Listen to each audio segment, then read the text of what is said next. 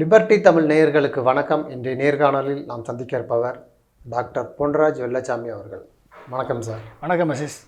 தாவேக கட்சித் தலைவர் விஜய் அவர்கள் சனிக்கிழமை ஆனாலே பிரச்சாரத்துக்கு கிளம்பிவாருங்கிறது எல்லோருக்குமே தெரிஞ்ச விஷயம். இந்த முறையும் கடுமையான திமுக விமர்சனம்லாம் இருக்குது. அது மட்டுமல்ல, இந்த கூட்டத்தை பார்த்து சொல்கிறாரு, இவ்வளவு கூட்டம் கூடியிருக்கீங்க, உங்களுக்காக ஏதாவது நான் பண்ணணும், நான் கூட 2 வாரங்களுக்கு முன்பு கூட ஏதோ நினச்சேன், ஆனால் இப்போ அந்த கூட்டத்தை பார்க்கும் பொழுது உங்களுக்காக ஏதோ பண்ணணும் அப்படின்னு சொல்கிறாரு. அது மட்டுமல்ல, திமுக பெரும்பான்மையாக வலிமையாக இருக்கக்கூடிய இடங்களில் விஜய் அவர்கள் தன்னுடைய கூட்டத்தை கூட்டிய வலிமையை காட்டுறாரு. கரூர், திருச்சி உள்ளிட்ட இடங்களில் தன்னுடைய கூட்டத்தை காட்டுறாரு, பலத்தை காட்டுறாரு அப்படின்லாம் சொல்கிறாங்கல்ல. அவருடைய பிரச்சாரத்தை நீங்கள் எப்படி சார் பார்க்குறீங்க? விஜய் புதுசாக அரசியல் களத்துக்கு வந்திருக்காரு.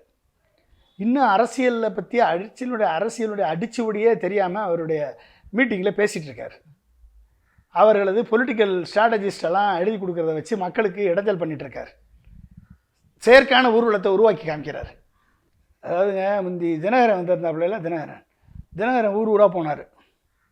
ஊராக போகும்போதும் ஒரே கூட்டம் அந்த எல்லா ஊருக்கும் போகும். சசிகலா அம்மா அங்கேருந்து ஜெயிலிருந்து ரிலீஸ் ஆகி வந்தப்போ எத்தாம் பெரிய கூட்டம், 13 மணி நேரம் ஆச்சு இவங்க வர்றதுக்கு. பயங்கரமான கூட்டம். இது மாதிரி கரூருக்கு போனால் தமிழ்நாடு முழுக்க இருந்து டீ விற்கிறவங்களாம் அங்கே வந்துடணும். ஓகே, டிவிக்கே. அப்புறம் திருச்சிக்கு போனால் தமிழ்நாடு முழுக்க டிவிக்கே ஃபுல்லாக அங்கே வந்துடணும். ஓகே, நாகப்பட்டினத்துக்கு போனால் தமிழ்நாடு முழுக்க டிவிக்கே ஃபுல்லாக அங்கே வந்துடணும். நாகப்பட்டினத்தில் எவன் இருக்கான்னு காமி முதல்ல, கரூரில் எவன் இருக்கான்னு காமி முதல்ல. அதை விட்டுட்டு தமிழ்நாடு முழுக்க எல்லாரையும் வர சொல்லி அவனை காசை இழந்து, அவனுடைய வாழ்க்கை தரத்தை இழந்து, அவனுடைய வேலையை இழந்து, அத்தனை பேரையும் கூப்பிட்டு நான் மக்கள் கடல் வெள்ளம் அப்படின்னு நீ சொன்னேன்னா நம்புறதுக்கு தமிழ்நாட்டு மக்கள் என்ன முட்டாளா? ரெண்டு நாள் அது உடஞ்சி போச்சு. 2 நாள் அது உடஞ்சி போச்சு. இது கூட்டப்பட்ட கூட்டம், கூட்டப்பட்ட பிம்பம்னு. அங்கே கூட ஒரு 3 நிமிஷம் கூட ஒழுங்காக பேச முடியல உங்களால். நீங்கள் உருவாக்கின இத்தனை கோடிக்கணக்கான ரூபாயை போட்டு உருவாக்கின வண்டியில் இருக்கக்கூடிய ஒரு மைக் சிஸ்டம் ஒர்க் பண்ண வைக்க முடியல. இன்னும் நீங்கள் தமிழ்நாட்டை எப்படி ஒர்க் பண்ண வைப்பீங்க? சரி, நாங்கள் ஒரு வாரத்துக்கு கேட்குறேன். செத்தானே அவன் வீட்டுக்காவது போயிருக்கியா நீ? ஸ்ரீவிழுத்தில் ஒருத்தன் செத்தானே, அவனை போய் பார்த்தியா நீ?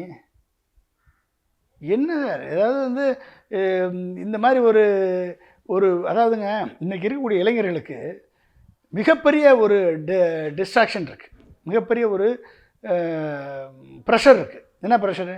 சினிமா ஒரு ப்ரெஷர், சோசியல் மீடியா ஒரு pressure. Okay, Instagram, Facebook, Twitter, video games, dream 11 ஒரு கேம் நடத்திட்டு இருக்காங்க. கோடிக்கணக்கான பணத்தை இழந்துட்டு இருக்காங்க கிரிப்டோ கரன்சியில், ட்ரீம் 11ல். இப்படி பல்வேறு ப்ரெஷர் அவனுக்கு இருக்குது. யூடியூப்பு, இப்படி இத்தனையும் ப்ரெஷரை ஏற்றி படிப்பை தொலைச்சி, எதிர்காலத்தை தொலைச்சி, அப்ஸ்கில்லிங்கை தொலைச்சி, குடும்பத்தை தொலைச்சி, கதாநாயகன் தான் எனக்கு என் வாழ்க்கையை மாற்றிடுவாருன்னு நம்பி, உனக்கு மதிய சாப்பாடு கூட போடாத கதாநாயகன் கூட்டுற மாநாட்டுக்கு போய் வெயிலில் வெந்து செத்து இத்தனையும் பண்ணி போகிறவனுக்கு ஒரு தண்ணி கூட உருப்படி கிடையாது. வெயிலில் கூட்டத்தை கூட்டி, அத்துவான வெயிலில் 6 மணிக்கு மேலே பேசினா நீ என்ன கெட்டு போயிடுவியா? 6 மணிக்கு கூட்டம், 3 மணிக்கு வந்தால் போதும். அது வரைக்கும் எல்லாம் க்ளோஸ் பண்ணிட்டு 3 மணிக்கு மேலே திறந்து விடு. இறங்கு வெயிலில் மக்கள் தாங்கிக்குவான்ல, மதியம் சாப்பிட்டு வந்துடுவான்ல. 6 மணி டு 8 மணி வரைக்கும் கூட்டம் வை, 10 மணி வரைக்கும் கூட கூட்டம் வை, 10 மணிக்கு மேலே போய் சாப்பிட்டு போயிடுவான்ல அவன். இது கூட ஒழுங்காக பண்ண தெரியாத விஜய் எப்படிங்க தமிழ்நாட்டை ஆள முடியும்? பில்டப் பண்ணி எவ்வளோ நாளைக்கு ஓட்டுறது? இந்த இடத்தில் அழுகவும், இந்த இடத்தில் வீராவாசமாக பேசவும், இந்த இடத்தில் விஜய் என்று எழுதவும், பேசவும், உச்சரிக்கவும், எல்லா தொகுதியிலையும் விஜய் தான் போட்டிடுறாருன்னு உச்சரிக்கவும் எழுதியவனா எழுதி கொடுப்பான். அதை பார்த்து நீ வீராவாசமாக பேசுவீங்க. அதை பார்த்து சில இடங்களில் அழுவீங்க, சில இடங்களில் கத்துவீங்க, சில இடங்களில் அமைதியாக பேசுவீங்க. பின்னால் திரைக்கவசம் எழுதி கொடுக்குறவனை பார்த்து பேசுவீங்க. அப்போ நேரிலையும் நடிப்பீங்க. அந்த நடிப்பை பார்த்து சினிமாவில் எப்படி விட்டில் பூச்சிகளாக உங்களது வீர தீர சாகசங்களை நம்பி ஏமாந்து 100 ரூபா டிக்கெட்டை 1000 ரூபா கொடுத்து 2000 ரூபா கொடுத்து தன் சொத்தை விற்று திருடிட்டு போய் படம் பார்த்து தன் வாழ்க்கையை தொலைக்கக்கூடிய உன் ரசிகனை நேர்லையும் அரசியல்லையுமே ஏமாத்துவா நீ? தானே பிரச்சனை. இதை சொன்னால் என்ன ஒரு புதுசாக வரக்கூடிய ஒரு மாற்று சக்தியை நீங்கள் வந்து இப்படி கிரிட்டிசைஸ் பண்ணுறீங்கன்ற. நீ மாற்று சக்தி நல்லபடியாக வந்தால் எல்லாரும் வரவேற்கலாம். கொஞ்சம் அரசியல் ஞானத்தோடு வந்தால் வரவேற்கலாம். திமுக செய்யாததை நான் செய்வேன் என்று சொன்னால் வரவேற்கலாம். அதிமுக செய்யாததை நான் செய்வேன் என்று சொன்னால் வரவேற்கலாம். ஊழலுக்கு எதிராக வருகிறேன் என்று சொன்னால் வரவேற்கலாம். ஊழலுக்கு எதிராக வரவேற்கன்னு சொல்லக்கூடிய எப்படி பண்ணணும்? முதல் மாநாட்டுக்கு என்ன செலவாச்சு பப்ளிக்காக போட்டிருக்கணுமா இல்லையா? இரண்டாவது மாநாட்டுக்கு என்ன செலவாச்சு பப்ளிக்காக போட்டிருக்கணுமா இல்லையா? டிரான்ஸ்பரன்சி காமிச்சிருக்கணுமா இல்லையா? யார்கிட்டருந்து எவ்வளோ பணம் வாங்கணும், எவ்வளவு செலவு, மிச்சம் எவ்வளவு, இல்லை மிச்சம் எவ்வளவு கடன் சொல்லியிருக்கணுமா இல்லையா? எதுவுமே சொல்லாமல் ஊழல் பண்ணுறான்னா நீ முதல்லையே ஊழல் பண்ணுறிய. இல்லை, முக்கியமான விஷயத்தை முன்வைக்கிறார்ல, ஆட்சியிலும் பங்கு அதிகாரத்திலும் பங்கு அப்படின்னு விஜய் சொல்லும் பொழுது இப்போ காங்கிரஸ், விசிகா உள்ளிட்ட கட்சிகள் வந்து ஒரு விமர்சனம் வருதில்ல, திமுகக்குள்ளே சின்ன சலசலப்பு வருதில்ல. ஆட்சி என்ன பண்ணுங்க? ஆட்சி வந்தால் தானே ஆட்சியில் பங்கு. சரி, 130 இடங்களில் 120 இடங்களில் விஜய் ஜெயிச்சிருவார். ஜெயிச்சிட்டாருன்னா கூட்டணி கட்சி ஒரு 30 பேர் ஜெயிச்சிக்கிறான்னு வச்சுக்கோங்க. விஜய் கூட ஆட்சியில் பங்கு கொடுத்துருவாரா? அவர் கொடுத்துருவாரா? ஆட்சியில் பங்கு எப்போ கொடுப்பாங்க? எல்லாரும் கூட்டணி கட்சியினுடைய தயவோடு ஆட்சி நடந்தால் மட்டும்தான் ஆட்சியில் பங்கு கொடுப்பாங்க. இல்லைன்னா கொடுக்க மாட்டேன். யார் கொடுப்பா? திமுக கொடுக்குமா? அதிமுக கொடுக்குமா? விஜய் யார் சொல்ல? நான் தான் முதலமைச்சர். முதலமைச்சருக்கு தேவை என்ன? ஒரு முதலமைச்சர் தேர்ந்தெடுக்கக்கூடிய தகுதி யாருக்கு எப்படி வரும்? 118 எம்எல்ஏக்கள் இருந்தால்தான் முதலமைச்சர் தேர்ந்தெடுக்க முடியுமா இல்லையா? 118 எம்எல்ஏக்கள் இருந்தால் நீங்கள் முதலமைச்சர் தேர்ந்தெடுத்தாச்சுன்னா நீ எப்படி ஆட்சியில் மக்கள் வர்றவங்களை நம்பி வர்றவங்களுக்கு பங்கு கொடுப்ப? அப்போ நீ வந்து 90 இடங்களில் ஜெயிச்சு உன் கூட இருக்கவங்க ஒரு 30 இடங்களில் ஜெயிச்சா தான் நீ அவங்களுக்கு ஆட்சியில் பங்கு கொடுப்ப. இது எல்லா கட்சிக்கும் பொருந்தும். நான் ஆட்சியில் ஏதாவது ஆட தெரியாதவளுக்கு வீதி கோணல்ன மாதிரி, ஏழை மாட்டாதவளுக்கு எல்லாத்தையும் முடிச்சிடுவேன்னு சொல்லுவான். அது மாதிரி அது உன்னால் ஜெயிக்கவே முடியாது. ஜெயிக்க முடியாதவங்க கூட்டணியில் பங்குன்னு சொன்னால், இப்போ கூட்டணியில் பங்குன்னு சொல்லி எத்தனை பேர் விஜய்கிட்ட போய் சேர்ந்துருக்காங்க சொல்லுங்கள்? எத்தனை கட்சி போய் சேர்ந்துருக்கு இது வரைக்கும்? கூட்டணியில் பங்கு எப்போ சொன்னார்? 2 வருஷம் ஆச்சா சொல்லி? 2 வருஷத்தில் ஏதாவது ஒரு கட்சி சேர்ந்துருக்கா? ஒரு கட்சி கூட்டணியில் பங்கு தரேன்னு சொன்னோன்னு ஏதாவது நம்பி போய் சேர்ந்துச்சா? ஏன் நம்பலாம் அவங்கெல்லாம்? பிகாஸ் ஒரு 4 பேரை வச்சுக்கிட்டு கார்ப்பரேட் கம்பெனி நடத்தக்கூடிய விஜய்கிட்ட, சினிமா கம்பெனி நடத்தக்கூடிய விஜய்கிட்ட போய் அதை கட்சின்னு எப்படி ஏற்றுக்குவான்? சினிமா கம்பெனி தானேங்க அது. சினிமாவில் 10 பேர் இருக்கான். ஒருத்தன் கதைவசனம் எழுதுறான், ஒருத்தன் மியூசிக் போடுறான், ஒருத்தன் டைரக்ட் பண்ணுறான், சரியா? ஒருத்தன் வந்து செட்டு போடுறான், ஒருத்தன் நடிக்கிறான், ஒருத்தன் ஃபைட் பண்ணுறான், ஒருத்தன் டூப் போட்டு நடிக்கிறான். இதானே நடிக்கிறான் சினிமாவில். இதை வந்து இதே மாதிரி அரசியலை வந்து எழுதி கொடுக்குறேன் ஒருத்தன். அதை மனப்பாடம் பண்ணுறவர் விஜய். மனப்பாடம் பண்ணதில் பாதி தான் டெலிவரி பண்ணுறாரு. அந்த மனப்பாடம் பண்ணுறதாவது ஒழுங்கான உண்மையான தகவலானா அதுவும் பொய் தகவலாக இருக்குது. நாகப்பட்டினத்தில் மீன்வள பல்கலைக்கழகமே இருக்குது. நீ மீன்வள கல்லூரி இல்லைன்னு சொல்லி சொல்கிறீங்கன்னா அப்போ எந்த அளவுக்கு நீ வந்து விஜய்க்கு வந்து ஒரு கிரவுண்ட் ரியாலிட்டி தெரியலை, எந்த அளவுக்கு விஜய் ஏமாற்றப்படுகிறார் என்பது தெளிவாக இருக்கா இல்லையா? ஊரில் போனால் ஊரில் 1008 இங்கே பாலம் கட்டலை, இங்கே ரோடு கட்டலை, இங்கே வந்து தண்ணி வரல, இங்கே வந்து ரோடு கன்றாவியாக கிடக்கு. இது எல்லா ஊர்லேயும் தான் இருக்குது. இது ஒரு பிரச்சனைன்னு சொல்லி அதை வந்து உட்காந்து பேசிட்டு உட்காந்துருக்காப்புல. என்ன அதாவதுங்க, நான் வந்தால் என்ன பண்ணுவேன் இது வரைக்கும் சொல்லியிருக்காப்லையா?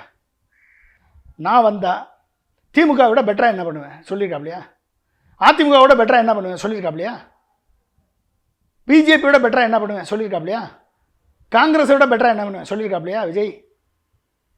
நான் வந்து தேர்தல் அறிக்கை வரும், தேர்தல் அறிக்கை எவனோ ஒருத்தன் எழுதி கொடுப்பான், அதை வந்து நீ உனக்கு புரியவும் புரியாது, அதை வந்து நீ சொல்லுவ, அதை மக்கள் நம்பி ஓட்டு போடுவாங்களா?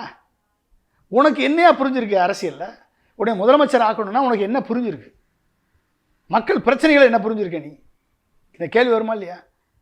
இந்த கேள்விக்கு பதில் உன்கிட்ட இருக்கா? இந்த 2 கோடி இளைஞர்களுக்கு அவர்கள் வாழ்க்கையை முன்னேற்றுவதற்கு, வாழ்க்கையில் மதிப்பு கூட்டப்பட்ட வேலைவாய்ப்பு கொடுப்பதற்கு தமிழ்நாடு அரசு சிந்தனை பண்ணி திட்டங்களை கொண்டு வந்து 42 லட்சம் பேருக்கு வாழ்க்கையில் உருவாக்கியிருக்காங்க. கிட்டத்தட்ட வருஷந்தோறும் 8 லட்சம் பேர் 9 லட்சம் பேருக்கு வந்து புதுமை பெண் திட்டம், தமிழ் புதல்வன் திட்டம் அப்படின்னு சொல்லி ஊக்கத்தொகை கொடுத்து படிக்க வைக்கிறாங்க. படித்து முடிச்ச உடனே ஸ்கில் அப்கிரேட் பண்ணுறாங்க. ஸ்கில் அப்கிரேட் பண்ண வேலைவாய்ப்பை உருவாக்கி கொடுக்குறாங்க. இத்தனையும் பிளான் பண்ணுறது யாருக்கு? உன் பின்னால் வரக்கூடிய அத்தனை இளைஞர்களுக்கும் சேர்த்து தான் பண்ணுறாரு அவர். உன் பின்னால் வந்து கொடியை பிடிச்சிட்டு கத்துறானே அந்த பசங்களுக்கு சேர்த்து தான் அவர் பண்ணிகிட்ருக்காரு முதலமைச்சர். இந்த பசங்க கத்தக்கூடிய பசங்க, இந்த இளைஞர்கள் இந்த இளைஞர்களை எப்படி வழிகாட்டிருக்கேன்? போதை போதை படம் நடிச்சிருக்கீங்க, போதை மருந்து கடத்தல் கும்பல் தலைவனாக நடிச்சிருக்கீங்க நீங்கள். யார்? விஜய். டெரர், துப்பாக்கி, வன்முறை, மது, போதை, கஞ்சா, அபின், இந்த மாதிரி அத்தனையும் குடிச்சு இதில் வந்து ஒரு ஹீரோயிசத்தை காமிச்சு 3 மணி நேரம் போதை அடிக்கிறது தான் கதை, போதை கடத்தல் கள்ளக்கடத்தல் தான் கதை, துப்பாக்கி சூடு தான் கதை, வன்முறை தான் கதை.